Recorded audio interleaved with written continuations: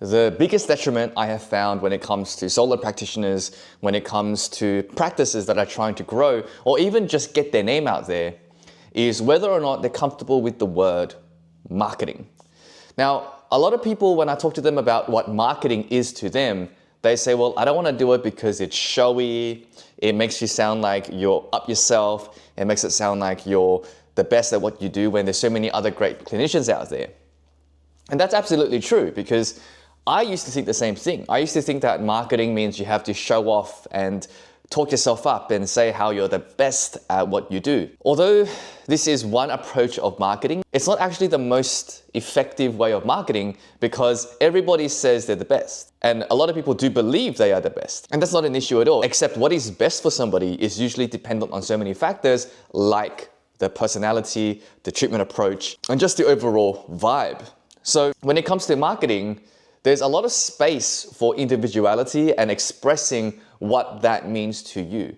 And I would say that for the last 12 months, I have found what that means for me, and it is a natural expression of how I am when I'm just doing my thing as a person. In order to move you towards being more consistent with your marketing, I think it's important for me to go through three main things with you. Number one, what does marketing actually mean and how is it defined for you? Number two, what are you trying to achieve with your marketing? And number three, is it going to be highly time leveraged and make an impact on the person you're trying to help? Those are the three checkpoints that I personally go through when I develop any marketing for my business. Now let's talk about number one. What is marketing?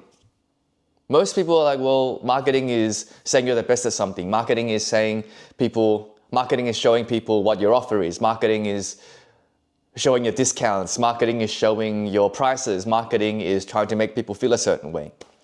If you ask 10 marketing experts what marketing is, all 10 experts will say something different. And none of them are actually wrong, because marketing is so broad and encompassing. So maybe the better way to talk about marketing is to think about what it isn't. And I can tell you what marketing isn't in just one line. Marketing isn't making sure that absolutely nobody, zero, knows who you are. That's it.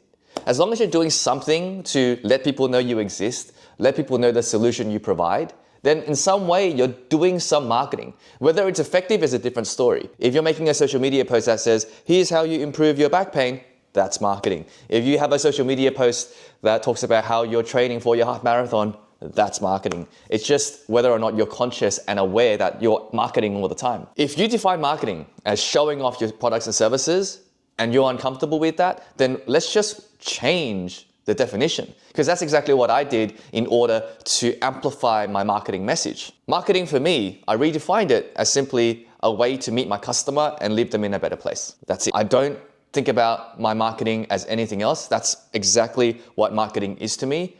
How do I meet new people and leave them in a better position for watching my ad?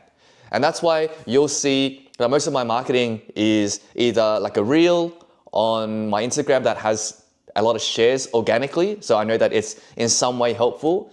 It's marketing of my book, which is a very generous $25 for exponential ROI. All of this marketing aligns with my definition of leaving them in a better place. All right, they can click onto the reel, they'll learn something and be like, oh, that was helpful, and then they can use it for themselves. Or if they decide to invest in a $25 ebook, after they read it, I'm confident that within that same week, they will double their rebookings if they're not really good at sales skills in the beginning. So number one, for me, I redefined it to, it's a way to meet new people and to leave them in a better place. Now, you got to find out what marketing means for you. Now, if you just think that marketing means making sure that everybody knows that you exist in the location that you exist, then that's what you should focus on. And as long as you achieve that, then happy days. The second thing is, what do I want my marketing to actually achieve? So for me, I want my marketing to leave the viewer with either a skill or something they can take away to improve their practice. For me, it's communication skills, sales skills, persuasion skills. And so whenever they see something of mine, it should give them an opportunity to click and improve. So if it's a reel, I give them, say, 3 steps to improving your rebooking rates.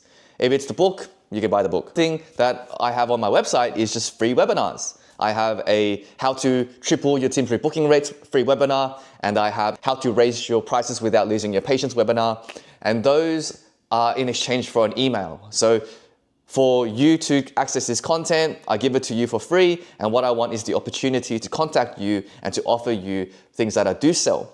I don't have any problem with that because you're taking something that I want to give you, and in exchange, you have to put your email in. So there's informed consent, and you know that during the sign up that I'm going to email you some offers in the future. Everything I've constructed is to leave you in a better place if you consume my content. And I like to do that because it facilitates a trustworthy relationship. And if you do decide to work with me, then at some level I've impacted you already, and I don't have to convince you of whether I can help you with your problem. And because this is my marketing method, I can be quite playful with this because everything I create for my marketing efforts almost feels like a mini product. Because if you just look at the webinar phrase, how to raise your prices without losing your patience, this could be something that I turn into a paid product that people actually have consulted me for and paid me for. Now, the difference is because I'm doing it for a mass audience, the concepts I include are more broad, and I'm not giving you specific tactical strategies that you could use for your business. So on the one hand, I'm giving you all this free, very valuable content that I use as paid material. But on the other hand, because I don't know who you are specifically, if you do decide to contact me, I will use the same principles that I've shown you on the webinar and then apply it specifically for you. And that is what you can eventually pay me for. And so my marketing now is so problem focused that if you just look at the name of the content, you might actually think that that's a standalone product.